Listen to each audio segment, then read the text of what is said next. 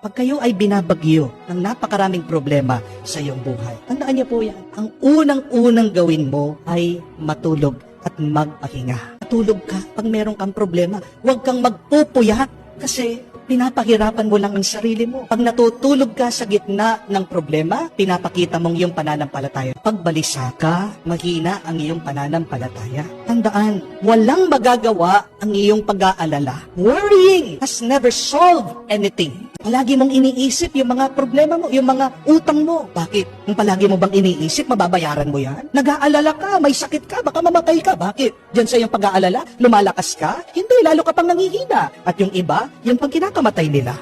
And do not change course when you're in the middle of the storm. Dahil kung ipipilit mo ang iyong sarili, nasa gitna ka ng sakuna, baka lumubog ang iyong bangka. Kung wala kang magagawa, hayaan mo muna. Pero may kasabihan tayo, ang taong gipit sa patalim kumakapit. Hindi naman dapat Di po ba? Baguhin natin ang kasabihan na yon. Ang taong nagigipit sa Diyos dapat kumakapit. Amen? Ang tanong, saan ka kumakapit? Oo, pwede kang umawak sa pera, pero mauubos yan. Pwede kang kumapit sa iyong mga kaibigan, pero minsan nagbabago ng ugali yan. Pwede ka rin naman kumapit sa pamilya, pero minsan nagsasawa din sila, nawawala ang kanilang pagmamahal sa iyo. Unang-una dapat nating kapitan ay ang Diyos, lalong-lalo na ang ating pananalangin sa may kapal.